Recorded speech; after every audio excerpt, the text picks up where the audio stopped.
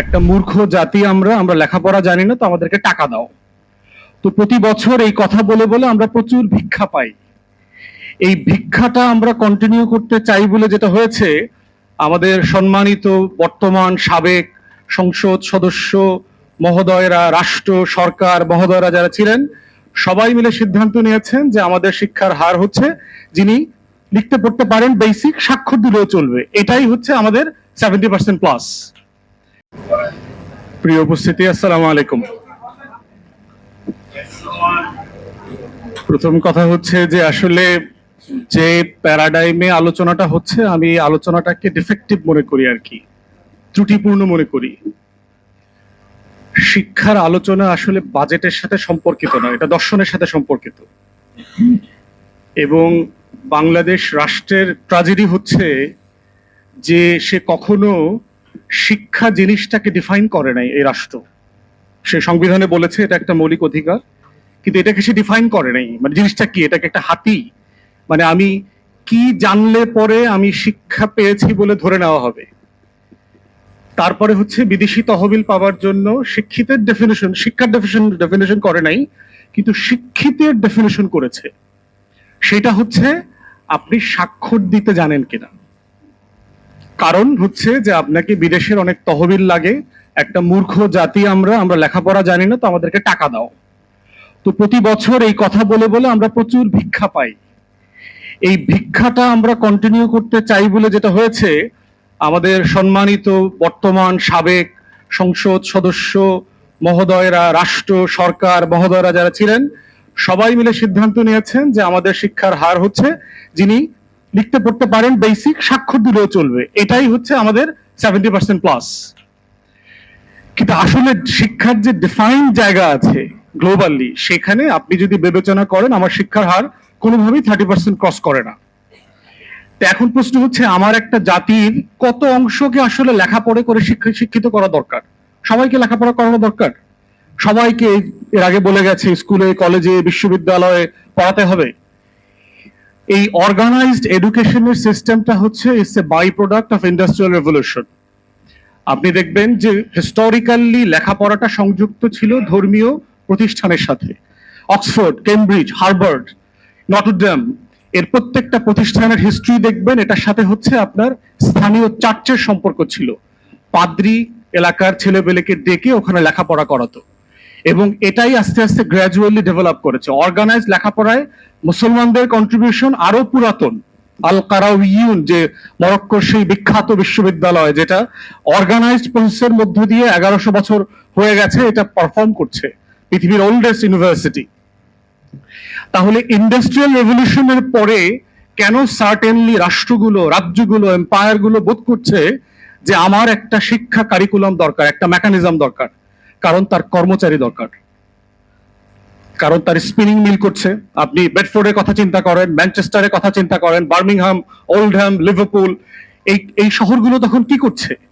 আমার মতো বেঙ্গল কলোনির মতো সারা দুনিয়া থেকে রিসোর্স এক্সট্রাক্ট করে সেখানে সে কাপড় বানাচ্ছে, সেখানে সে তুলা বানাচ্ছে, সেখানে সে স্পিনিং ডাইং ফ্যাক্টরি তৈরি করছে, সেখানে সে সাইকেল তৈরি করছে, সেখানে সে টেকনোলজিক্যাল ডেভেলপমেন্ট তৈরি করছে, এবং এইটা সে আবার আমার কলোনির বাজারে হাই ট্যাক্সেশন দিয়ে বিক্রি করছে। তাহলে এই কাজটা করবার জন্য তার তো ট্রেইনড ফোর্স লাগবে। এই ইন্ডাস্ট্রিয়াল, এই শিল্প বিপ্লবের কর্মচারী তৈরি করবার জন্য হচ্ছে তারা অর্গানাইজ লেখাপড়া শুরু করে। এবং এখনো ইংল্যান্ডের অধিকাংশ স্কুলের মালিক হচ্ছে চার্চ অফ ইংল্যান্ড, এখনো অ্যাজ অফ টুডে। কারণ আমি ইংল্যান্ডে মাস্টারি করছি, স্কুলে কলেজে, আমি সেখানে দেখেছি মানে হিউজ, মানে যে কাঠামো আপনার, এবং দেখবেন বড় সকল স্কুল হচ্ছে চার্চের সাথে কানেক্টেড। বড় বড় চার্চের সাথে ওখানকার সবচেয়ে বড় প্রাইভেট স্কুল, গ্রামার স্কুলগুলো সেখানে কানেক্টেড আছে। যদিও আমাদের সুশীল বাঙ্গু এলিটরা শুনলে ওর তো আজকে হার্ট অ্যাটাক হয়ে যাবে, বলে কি ধর্মীয় প্রতিষ্ঠানের সাথে লেখাপড়া, ইমান ইজ্জত কিচ্ছু থাকবে না। তো শুভেন্দু অধিকারী শুধু অসন্তুষ্ট হবে না, বাংলার যে সুশীল শাহবাগী শুভেন্দুরা আছে তারাও কষ্ট পাবে এই কথাগুলো শুনলে। তাহলে সেই জায়গাতে আমাদেরকে আজকে as a nation and country we have to define আমরা আসলে শিক্ষা বলতে আমরা আসলে কি অ্যাচিভ করাতে চাই আমার এই 20 কোটি জনগোষ্ঠী থেকে। আমার এই 20 কোটি জনগোষ্ঠীর জন্য কি দরকার? আমার কয়েকজন ডাক্তার দরকার, আমার কয়েকজন ইঞ্জিনিয়ার দরকার, আমার কয়েকজন অ্যাকাউন্টেন্ট দরকার, আমার কয়েকজন লয়ার দরকার। যে জিনিসটা ফর্দে কেফায়া আকারে আমরা শরিয়াতে পড়েছি, যে কিছু জিনিস আপনার দরকার, সবার জন্য দরকার নাই, সবাইকে সেটা বানাইতে হবে না, আপনার এজ এ নেশন ফাংশন করবার জন্য দরকার। আপনি সেখানে কি করছেন? সোনার বাংলায় প্রত্যেক জেলাতে জেলাতে মেডিকেল কলেজ, প্রত্যেক জেলাতে জেলাতে বিজ্ঞান ও প্রযুক্তি বিশ্ববিদ্যালয় নামে মূর্খ এবং বেকার তৈরি করবার কারখানা বানিয়েছেন, জাতীয় বিশ্ববিদ্যালয় বানিয়েছেন।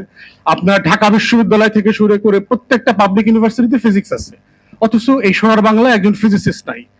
কেমিস্ট্রি আছে, কিন্তু কোনো কেমিস্ট্রি রিসার্চ নাই। আপনার এখানে বায়োলজি আছে, অথচ আমাদের এখানে দুনিয়া সেরা কোনো বায়োলজিস্ট নাই। আপনার এখানে সব সাবজেক্ট আছে, কিন্তু সাবজেক্টের কোনো মানে এক্সপার্ট এখানে নাই। তাহলে ওগুলো কেন আপনি রেখেছেন? আমরা দেখবেন, আমরা যারা সোকল আমাদের জেনারেশনে ভালো ছাত্র ছিলাম, সবাই আমরা কিন্তু কেউ বাংলাতে ভালো নাম্বার পেতাম না, আমরা ইংরেজিতে বেশি নাম্বার পেতাম। বাংলা ভাষাটা দুর্বোধ্য মনে হতো। এবং এখনো দেখবে, এখনকার জেনারেশনে দেখলাম একই সিচুয়েশন। তাহলে যেই ছেলে মেয়েরা 12 বছর ধরে বাংলা পড়ে, ইংরেজি পড়ে, সেই সোনার বাংলার ছেলেমেয়েরা বাংলা লিখতে পড়তে পারে না শুদ্ধভাবে, ইংরেজি লিখতে পড়তে পারে না। এবং অ্যাজ ইফ নতুন করে আমরা একটা শিক্ষা সংকটে পড়েছি, তা না। It has been A crisis. আমরা এই সংকটেই ছিলাম। এই সোনার বাংলায় লেখাপড়া ছিল না, এবং ছিল না এই জিনিসটাও আমাদের পলিটিশিয়ানরা বোঝার মতো ছিলেন না, কারণ তারা বস্তি আর চাঁদাবাজির মধ্য দিয়ে তারা পার্লামেন্ট পর্যন্ত গেছেন। এরা কেউ লেখাপড়া করে পার্লামেন্টে যায় নাই। তাহলে এই জাতির ট্র্যাজেডি হচ্ছে একটা মূর্খ generation have been the governors and rulers for generations for last 5 decades। এই মূর্খ জনগোষ্ঠীরা যখন জাতির নেতা হয়, তখন সে চিন্তা করে ইন্টার পাস ডিগ্রি পাস কেন, সাইন করতে পারলেই তো হইলো। কেন সাইন করতে পারলে হয়? পুরাতন ব্যবস্থায় চলে যান, দাদন সিস্টেমের কথা মাথায় রাখেন, জমির দলিলের মালিকানার কথা চিন্তা করেন। আসলে আপনার কি লাগে? আপনি জমি কিনছেন, বিক্রি করছেন, কতটুকু দরকার? স্বাক্ষর করাটা দরকার। ঋণ নিতে যেতে হয় আপনার বাজারে, বেচা কেনার জন্য যেতে হয়, কি করতে হয়? একটা টিপসই দিতে হয়, স্বাক্ষর দিতে হয়। তাহলে এই যে মূর্খরা আসছে বিভিন্ন জায়গা থেকে, জনপদ থেকে, আমার ঢাকাকে, কেন্দ্রকে গভর্ন করবার জন্য, সে চিন্তা করে দেখেছে কই আমার মা, খালা, চাচি, দাদা, দাদি, এখন তো ওই স্বাক্ষর করা ছাড়া আর কোনো কাজ নাই। তাহলে এত লেখাপড়া করতে হবে কেন? ওইটাই শিক্ষিত বলে দেন, আমরা 75% শিক্ষিত। তাহলে আপনার 75% শিক্ষিত, তাহলে পিওনের চাকরি করবার জন্য মাস্টার ডিগ্রি পাস লাগতেছে কেন? আগে 8 পাস হলে কনস্টেবল এসআই হইতে পারতো, এখন আপনার ডিগ্রি পাস লাগতেছে কেন? ইন্টার পাস লাগতেছে কেন? তাহলে এই যে টোটাল কাঠামোগত সমস্যা, এইটার সমস্যা আপনি বাজেটের জায়গা থেকে আলোচনা করে সমাধান করতে পারবেন না। রাদার আমি ফিল করতেছি উই হ্যাভ সাফিসিয়েন্ট ফান্ডস। টাকা অ্যাজ অফ টুডে যেটা আছে রাষ্ট্রের, যেটা সে খরচ করছে, এটা সাফিসিয়েন্ট। আপনার স্কুল কমাইতে হবে, কলেজ কমাইতে হবে, বিশ্ববিদ্যালয় কমাইতে হবে, আপনার এই কাঠামো ভাঙতে হবে। একটা রাষ্ট্র পরিচালনা করবার জন্য এত স্কুল কলেজ বিশ্ববিদ্যালয়ের প্রয়োজন নাই। আমি যেহেতু নির্বাচন করেছি, আমি প্রত্যেকটা এলাকাতে যেহেতু এক্সটেন্সিভলি দেখতে হয়েছে, প্রাইমারি স্কুলে 50 জন স্টুডেন্ট আছে এইরকম স্কুল আমি খুব কম পাইছি।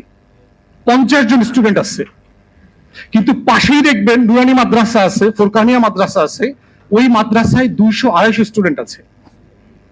এবং বাবা মারা মনে করে যে আমার ছেলে মেয়েটা স্কুলে পড়ার থেকে ওই নুরানি ফুরকানিয়া মাদ্রাসায় পড়লে ভালো হবে। তাহলে আপনি রাষ্ট্র আকারে এমন একটা এডুকেশন সিস্টেম ডেভেলপ করেছেন যার উপরে আপনার গ্রামীণ জনগোষ্ঠীর পর্যন্ত আস্থা নাই। এবং ওই প্রাইমারি স্কুলগুলোর যারা টিচার, তাদের ছেলেমেয়েরা আবার ব্র্যাকেট স্কুলে পড়ে, ইংলিশ মিডিয়াম স্কুলে পড়ে। ট্র্যাজেডিটা খেয়াল করছেন?